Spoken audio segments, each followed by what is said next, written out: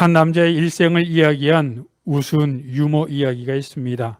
그 이야기를 읽어보니까 20대 때는 길 가다가 다른 여자 쳐다봤다고 혼나고 30대 때는 술 먹고 외박했다고 혼나고 40대에는 아내가 TV 보고 있는데 채널 돌렸다고 혼나고 50대는 화장하고 있는 아내한테 어디 가냐고 물어봤다가 혼나고 60대는 아내가 모처럼 외출하는데 따라가겠다고 졸르다가 혼나고 70대는 아내가 열심히 밥 준비했는데 투정 부리다가 혼나고 또 얘기 들어보니까 며칠 전에는 코로나에 걸렸다고 혼났다고 합니다. 이렇게 혼만 나서 어떻게 살 수 있겠습니까? 그런데 여러분, 이렇게 혼나고 어렵고 힘들어도 중요한 것은 내가 누구인지를 알면 극복하고 이길 수 있다는 겁니다. 지금까지 여러분 살아온 생활 보니까 힘들지 않은 때가 사실 있었습니까? 이 문제 끝나고 나면 다른 문제, 또 가정 문제 해결되고 나면 또 외부에서 이런 문제, 그런 문제들 있을 때마다 사실 지치고 힘들고 넘어질 때도 많지만 그럼에도 불구하고 그런 어려움을 이길 수 있는 것은 내가 누구인지, 내가 얼마나 가치 있고 존귀한 자인지 깨달을 때 가능한 겁니다. 여러분 어렸을 때 읽었던 왕자와 거지라는 동화 아시죠? 왕궁에 살던 왕자가 왕궁 밖으로 나가고 싶어서 안달이 났습니다. 그래서 몰래 바깥으로 나왔습니다. 바깥에 나와서 세상 구경을 하고 있다가 앞에서 한 거지를 만났는데 그 거지가 자기랑 똑같이 생긴 겁니다. 그래서 왕자는 무슨 생각을 했냐면 잘 됐다. 밖으로 나온 김에 좀 오랫동안 세상 구경 좀 하자. 그리고는 거지를 자기랑 똑같이 생겼으니까 왕궁으로 보내서 왕자가 되게 하고 자기는 거지 생활을 하게 됐습니다. 생각해 보십시오. 거지가 된 왕자 어떻게 살았겠습니까? 거지는 사람들 앞에서 구걸하고 사람들이 뭐라 그러면 네 굽실거리고 그래야 되는데 거지가 된 왕자가 그렇게 했겠습니까? 구걸하러 나가지도 않습니다. 자리에 앉아가지고 거지들이 구걸해서 온 밥을 달라고 호통을 칩니다. 그리고 사람들이 굽실거려라, 사람들 앞에 순종하고 대들지 말아라 그러는데 거지가 된 왕자는 늘 반말하고 명령하고 밥 갖다 줘라, 너희들 이리 와라, 물 갖다 줘라 명령만 합니다. 왜 그럴까요? 겉모습은 거지지만 자기가 왕자임을 알았기 때문입니다. 왕궁에 간 거지는 어땠을까요? 그는 왕자처럼 살았습니다. 사람들이 다 떠받듭니다. 그런데 뭐 하나 제대로 명령할 줄을 모릅니다. 명령도 못하지요. 부탁도 못합니다. 그리고 내심 불안합니다. 자기가 들통나면 어떻게 하나? 왜 그럴까요? 왕자로서 모든 것을 다 누리고 명령하고 모든 것을 다 가질 수 있는데 그럼에도 불구하고 누리지 못한 것은 그는 거지였기 때문입니다. 마찬가지입니다. 이유가 내가 누구인지를 아는 것이 자존감입니다.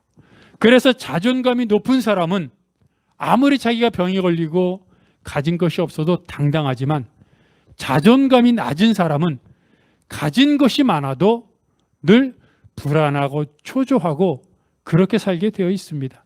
그런데 많은 사람들이 착각을 해서 이 자존감은 마음의 상태고 자기가 자신을 얼마나 귀하게 생각하느냐의 문제인데 그것을 외적으로 해결하려고 합니다. 그래서 돈을 많이 벌면 내가 자존감이 높아지겠지. 또 높은 자리에 오르면 자존감이 높아지겠지. 이렇게 생각을 하지만 돈을 벌어서 스스로 높은 사람이 됐다고 생각하는 사람은 돈이 없어지는 순간 다시 땅으로 추락하게 되어 있습니다. 즉 자존감은 외부에서 외적으로 주어지는 것이 아니라 내가 스스로 내 마음속에서 아는 것입니다. 그런데 성경은 우리들을 향하여 뭐라고 말하고 있습니까? 에베소서 1장에 분명히 말하기를 하나님이 천지를 창조하기 전부터 우리들을 예정하셨다고 말하고 있습니다. 우리들을 예정하신 우리들을 구별하고 불러내어 영화롭게 하셨다고 말합니다. 여러분 상상해 보십시오. 우리들 중에 남들보다 수백억 재산가가 있습니까? 남들이 부러워하는 높은 지위에 올라 굽실거리는 사람들을 본 적이 있습니까? 또는 건강이 아주 좋아서 사람들이 야, 저 사람처럼 나도 건강했으면 좋겠다, 이런 칭찬 들은 적 있습니까? 우리들 대부분은 그렇지 않을 것입니다. 그런데 가진 것도 별로 없고 높은 자리에 별로 올라가 본 적도 없고 그렇게 내가 내세울 것도 별로 없는 것 같은데, 하나님은 분명히 말하기를 그런 나도 예정하시고 구별하시고 불러내서 영화롭게 하셨다고 말합니다. 이것이 내가 당장 할 수 있는 이유입니다. 왜입니까? 나는 하나님의 자녀이기 때문입니다. 나는 그리스도인이기 때문입니다. 내가 그리스도인이라고 하는 자각, 내가 하나님의 자녀라고 하는 이 깨달음은 그래서 우리가 이 땅을 살아가는 가장 든든한 기본이 되는 것입니다. 오늘 본문은 우리가 흔히 돌아온 탕자 또는 기다리는 아버지, 이런 모습으로 비유를 이해하고는 있는데, 물론 그것도 맞습니다. 그런데 오늘 본문 누가복음 15장에 나오는 이 탕자의 비유를 잘 살펴보면 단순히 돌아온 탕자나 기다리는 아버지에 대한 이야기보다도 이렇게 영화롭고 하나님의 자녀로 창조된 우리가 어떻게 살아가고 있는지에 대한 통찰에 관한 이야기라는 겁니다. 이 비유를 보면 사람들이 어떻게 살아가고 있는지를 대체적으로 설명해 주고 있습니다.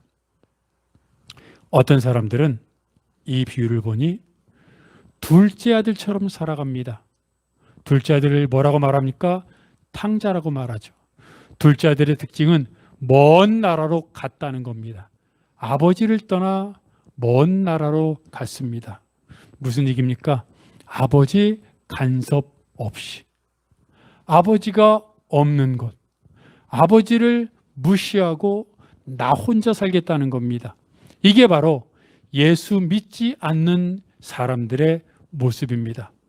모습을 잘 보십시오. 어떻게 살아갑니까? 늘 자기 중심입니다. 내가 생각합니다. 내가 계획합니다. 내가 모든 것을 결정합니다. 왜입니까? 아버지를 떠났기 때문입니다. 그리고 그들이 살아가는 근거가 무엇입니까? 내가 갖고 있는 것이죠. 재물, 건강, 지위.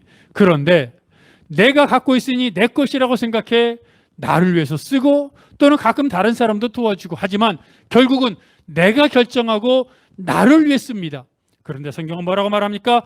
아버지의 재물을 가져갔다고 말합니다. 사람들은 내가 갖고 태어났으니, 재능도 내가 갖고 태어났고, 내가 열심히 노력해서 열심히 공부해서 좋은 직업, 좋은 위치까지 올라왔으니 내 것이라고 말하지만 아닙니다.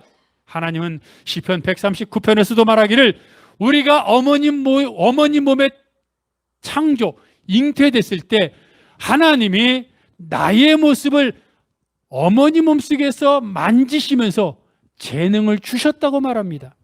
그래서 그거를 신명기 8장 18절에서는 뭐라고 말합니까? 하나님 말씀하시기를 내가 너에게 재물 얻을 능력을 주었다고 말씀하고 있습니다. 여러분, 사람들은 내가 갖고 태어난 재능, 내가 노력한 결과가 지금 내가 누리는 것이라고 생각합니다. 그러니 내 것이라고 생각하죠. 하지만 하나님은 사람들이 갖고 태어난 재능이 아니라 하나님이 그 사람에게 주신 재능이라는 겁니다. 재물 얻었습니까? 재물 얻을 능력을 하나님이 주신 겁니다. 같이 운동을 합니다. 같이 축구를 합니다. 같이 바이올린을 켜고, 같이 피아노를 치고, 같이 첼로를 켜고 그림을 그립니다. 같이 운동을 합니다. 근데 어떤 사람은 호날두 같은, 어떤 사람은 박지성 같은 선수가 되고, 어떤 사람은 유명한 발레리나가 되고, 어떤 사람은 유명한 미술가가 됩니다. 그런데 똑같은 노력을 했다고 다 유명한 미술가가 됩니까? 다 유명한 운동선수? 다 유명한 피아니스트가 됩니까? 아닙니다. 하나님이 주신 재능, 달란트가 있는 겁니다. 그것은 내가 갖고 내가 노력했다고 되는 것이 아니라 하나님이 주신 재능을 기초로 깔고 노력했기 때문입니다. 결국 사람들은 내 것이라고 생각하지만 하나님은 말씀하십니다. 내가 너에게 줬다. 고로 내 것이다. 사람들은 내 것이라 생각하여 자기 중심으로 살아가죠. 그래서 열심히 사는 사람도 있습니다. 그런데 나중은 어떻습니까? 망하게 되었다. 즉 낭비하였다고 말합니다. 오늘 본문을 앞부분에서 보면 둘째 아들이 허랑방탕하게 써 낭비하였다고 말하죠. 이것이 하나님 없이 사는 인생의 결말입니다. 열심히 살아갑니다. 열심히 노력합니다. 그래서 돈도 벌고 높은 자리에도 오르고 또 건강도 유지하고 보람있게 또는 나름대로 유익하게 살아갑니다. 하지만 여러분 생각해 보십시오. 나이 60, 70, 80대에 가면서 어떻게 됩니까? 모든 게 평준화되죠. 지식이 있었습니까? 70, 80대여 보십시오. 비슷해집니다. 얼굴이 예뻤습니까? 잘생겼습니까? 70, 80대여 보십시오. 비슷해집니다. 높은 지위에 올랐습니까? 다 내려오게 되어 있습니다. 재물 가졌습니까? 다 자녀들이 가져갑니다. 결국 남은 것은 낭비한 것, 허무한 것, 섭섭한 것밖에 없습니다. 그래서 예수님은 요한복음 15장에서 말씀하신 포도나무 비유를 통해 뭐라고 말씀하셨습니까? 너희가 나를 떠나서는 아무것도 할 수 없다. 그렇게 되면 밖에 버려져 마를 뿐이다. 예수님을 떠난 사람, 신앙을 갖지 않고 사는 사람들의 결국은 허망함입니다. 70, 80, 오래 살아서 90을 살아보십시오. 행복합니까? 오래 살았으니 기쁩니까? 아닙니다. 섭섭한 것 투성입니다. 어린아이처럼 유치해지고 어린아이처럼 욕심만 남습니다. 그러니 더 허망하고 더 부끄럽습니다. 살 이유와 소망을 찾지 못합니다. 이게 이 땅에서 얻은 것의 결론이라는 겁니다. 그런데 바울은 뭐라고 말합니까? 겉모습은 후패해지지만 겉모습은 날로 늙어가지만 내 영혼은 새롭게 되어 간다고 말합니다. 예수 믿는 사람은 물론 나이 60, 70, 80, 90대면 겉모습은 늙어갑니다. 또 가진 것도 점점 없어집니다. 그러나 세상 사람들이 그것으로 인해 절망하고 섭섭해하고 허망하다고 느낄 때 예수 믿는 그리스도인은 오히려 하나님 안에서 하늘 소망을 갖게 되고 하늘나라를 소망하며 더 큰 기쁨, 평안을 누리게 되는 것입니다. 예수 믿지 않는 사람들의 삶이 이렇습니다. 그래서 하나님은, 아버지 되시는 하나님은 큰 흉년을 통해 그들로 하여금 돌아오게 만드는 겁니다.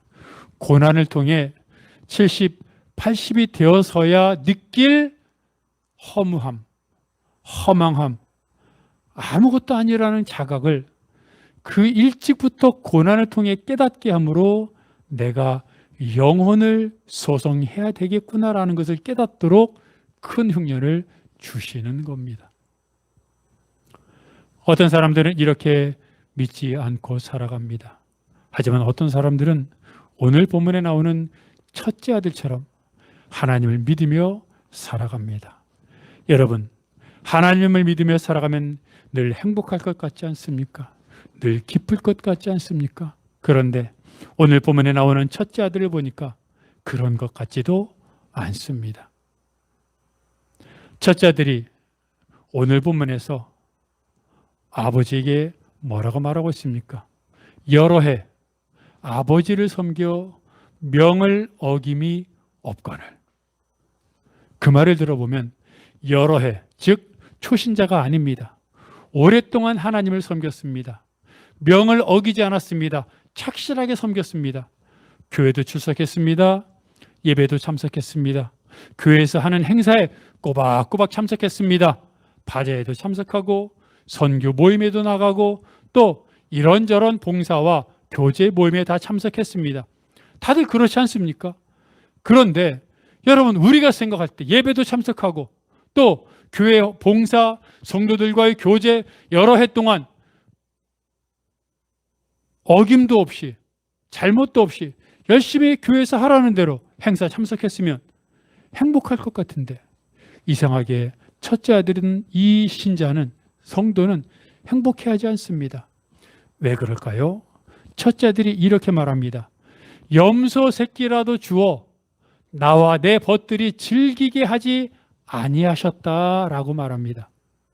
이 말을 들어보니까 아버지는 첫째 아들한테 일만 시키고, 그리고 첫째 아들이 좀 염소 새끼 한 마리라도 잡아가지고 친구들하고 좀 먹고 마시고 놀았으면 좋겠는데 염소 새끼도 안 준 겁니다. 아니, 이런 아버지가 도대체 어디 있습니까?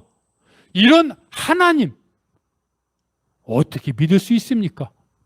첫째 아들의 이야기를 들어보니까 아버지는, 즉 하나님은 정말로 갑질하는 하나님이고 일만 시키는 하나님이고 그리고 욕심투성이인 하나님인 것 같습니다. 그런데 아버지 대답을 들어보면 반전이 있습니다. 아버지가 아들한테 뭐라고 말합니까? 얘야, 내게 다 네 거야. 여러분, 뭐라고요? 내게 다 네 거야. 우리들 우스갯소리로 뭐라고 말합니까?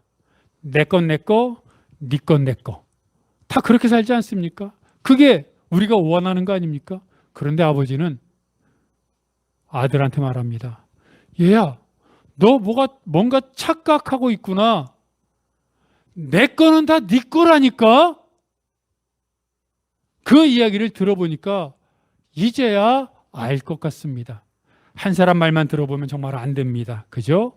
첫째 아들의 이야기만 들어봤더니 아버지는 수전노, 욕심꾸러기, 갑질하는 사람인 줄 알았는데 아버지 얘기를 들어보니까 이제서야 진상이 파악됩니다. 아들은 아버지가 수전노, 일만 시키는 사람이라고 생각했고 친구들하고 염소 새끼 잡아가지고 파티도 좀 하고 싶었는데 아버지한테 파티를 하고 싶으니 염소 새끼를 달라고 말도 안 한 겁니다.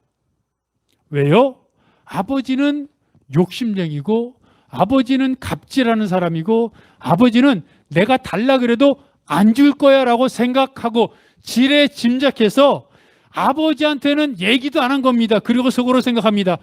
욕심꾸러기, 일만 시키고 나한테 염소 새끼 한 마리도 안 주는 아버지면 뭐해? 욕심만 많은, 이렇게 생각한 겁니다. 근데 아버지가 뭐라고 말합니까? 내게 다 네 거라니까? 나한테 말할 필요도 없어. 네가 갖다 먹으면 돼. 이게 얼마나 커다란 차이입니까? 아들은 자기 거였는데 자기 거인 줄도 모르고 아버지가 욕심을 부려 안 주는 거라고 생각해.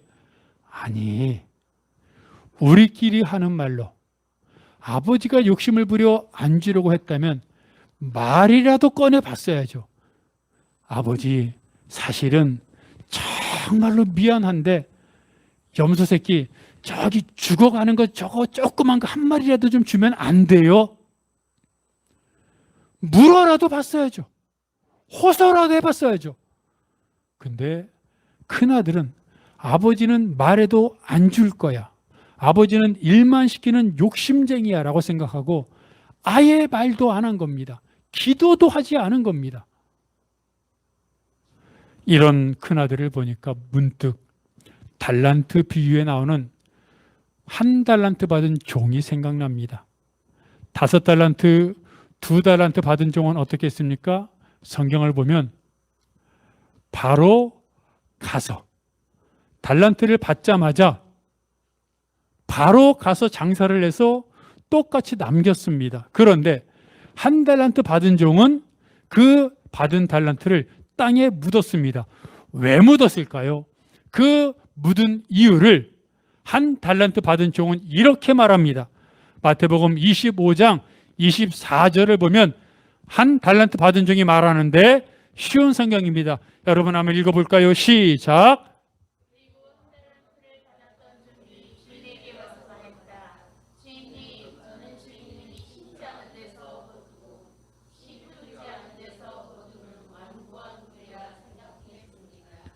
자, 한 달란트 받은 종이 땅에다가 그 달란트를 묻어두었던 이유가 뭐냐면 주인은 뿌리지도 않고 거두고 심지도 않고 거두는 완고한, 다시 말하면 욕심꾸러기다라고 생각했기 때문입니다. 그래서 자기가 받은 달란트는 받지 않은 겁니다. 또 자기가 받은 달란트는 별로 가치도 없는 겁니다. 분명히 주인이 내가 이거 갖고 장사하다가 조금이라도 손해보면 역정내고 화내고 나를 때리고 쫓아낼 거라고 지레 겁먹은 겁니다. 무슨 말입니까? 주인에 대해서 몰랐던 겁니다. 주인에 대해서 모르고 그리고 물어보지도 않고 지레 자기가 다 생각한 겁니다. 그래서 자기가 생각한 대로 행동한 겁니다. 오늘 지금 읽은 한 달란트 받은 종이 주인에 대해서 착각하고 왜? 완고했다. 씨 뿌리지도 않고 심지도 않고 거두는 사람이니 내가 장사해도 욕만 먹을 거야. 그러니 내가 그냥 땅에 묻어야지. 물어라도 봐야지.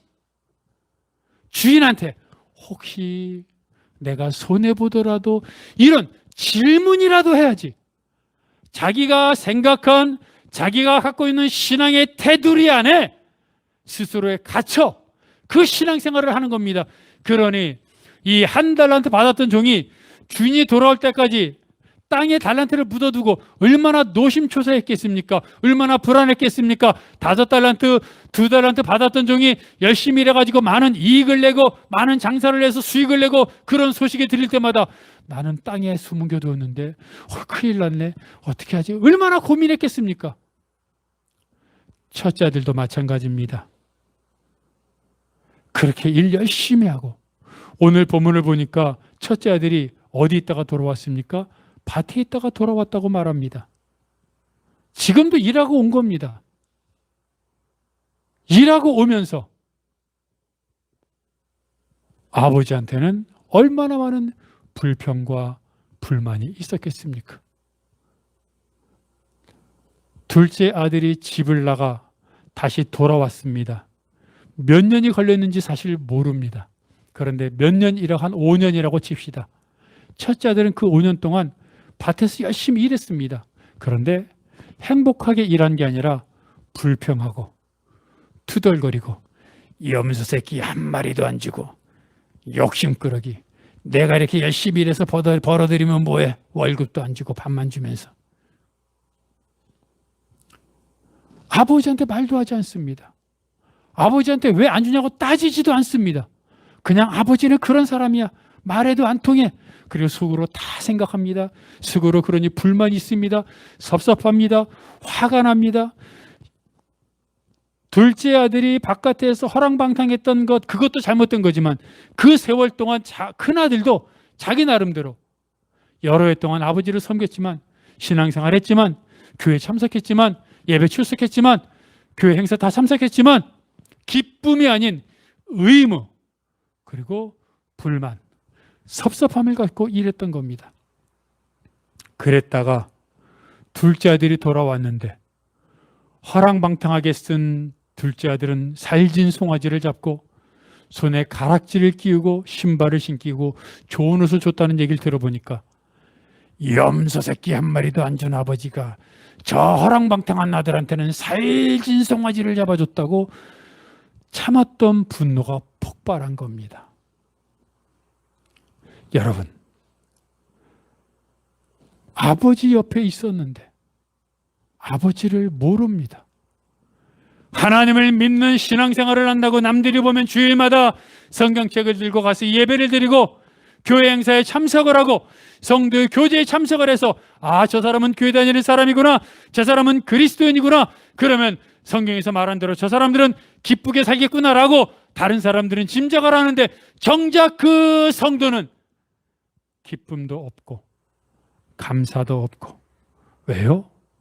아버지를 모르니, 아버지로부터 염소 새끼 한 마리 받은 적이 없으니, 기도해서 응답받은 적이 없으니 나는 그저 일하고 참석하고 그냥 착하게 살라 그러니 착하게 살려고 노력하고, 섬겨라 그러니 섬기려고 노력하고, 그렇게 살았으니 얼마나 힘이 들었겠습니까? 여러분, 이게 비극입니다. 성도인 것 같은데 즐거움이 없습니다. 예배에 참석하는데 행복하지 않습니다.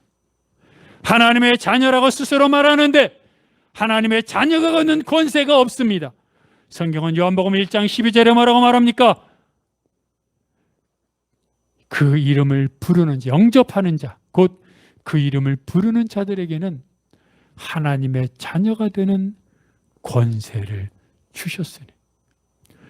아무것도 한 것이 없는데 하나님의 자녀가 됐다. 그건 은혜입니다. 그런데 하나님의 자녀로서 누리는 것은 권세입니다. 다시 말합니다. 하나님의 것이 내 것입니다. 아버지가 말합니다. 내게 다 네 거야.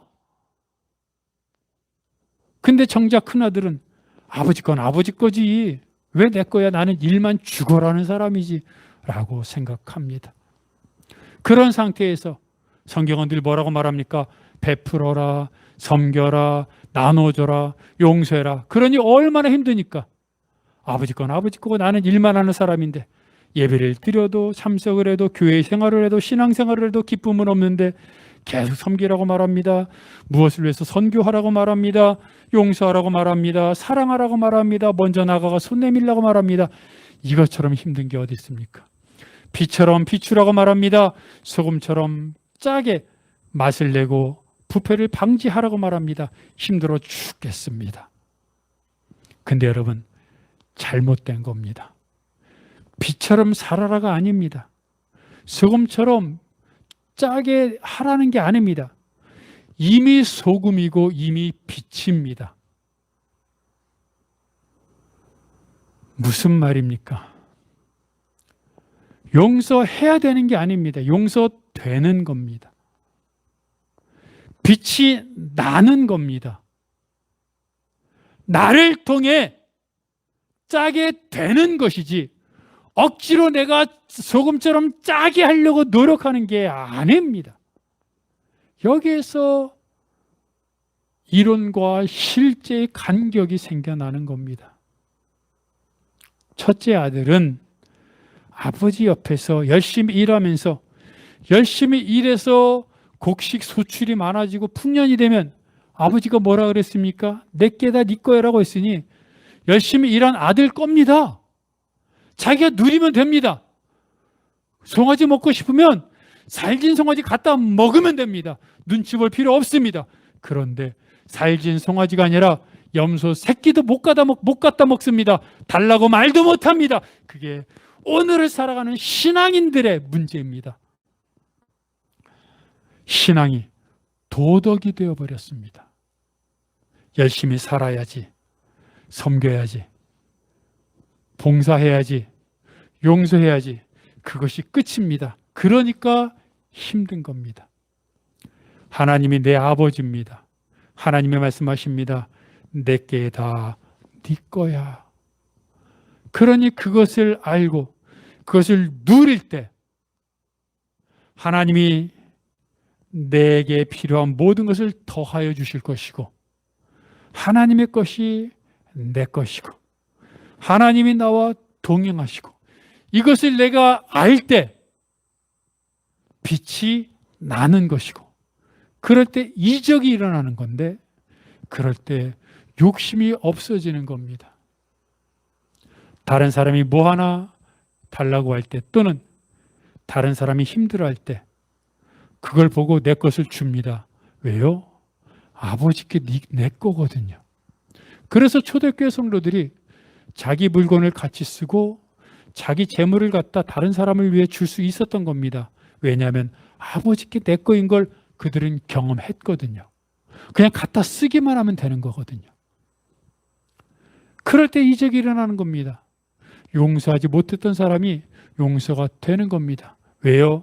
나는 늘 아버지로부터 용서를 받고 있거든요. 그러니까 나한테 잘못한 저 사람은 내가 용서받은 거에 비하면 아무것도 아닙니다. 그러니 당연히 용서가 됩니다. 한숨이 나올 상황 속에서도 기뻐하는 겁니다. 그래서 바울과 실라가 빌립보 감옥에 갇혀 채찍맞고 빌립보 감옥에 갇혔을 때 채찍질로 인해 상처가 나고 피가 나고 아팠는데도 하나님께 찬양하고 기도할 수 있었던 겁니다. 왜요? 아버지로부터 내가 너를 사랑한다는 얘기를 들었으니 내가 받은 채찍의 고통은 아무것도 아니었던 겁니다. 그랬기 때문에 다음 날 사형을 당할 베드로가 다리 쭉 뻗고 잠을 잘 수 있었던 겁니다. 여러분, 이게 신앙인들이 누릴 은혜고 능력입니다. 그런데 이런 공급이 끊어진 상태에서 하나님께 기도하지 않습니다. 기도를 해도 기대하지 않습니다. 그냥 도덕, 잘 살아라, 섬겨라, 이런 것만 머리에 남습니다. 그러니 용서하라고 하는데 용서가 안 됩니다. 나눠주라고 하는데 욕심이 생깁니다. 먼저 다가가라고 하는데 저 사람이 잘못했는데 내가 왜 다가가, 반발심만 생깁니다. 이러니 신앙생활이 힘들지 않겠습니까? 내가 하나님으로부터 받은 은혜와 능력, 내가 하나님이 내 것이다, 너 것이요 라고 하는 말을 내가 경험할 때 용서하고, 그리고 돌아온 탕자도 품어줄 수 있고 모든 것을 받아줄 수 있게 되는 겁니다. 여러분, 어떻게 살아야 합니까?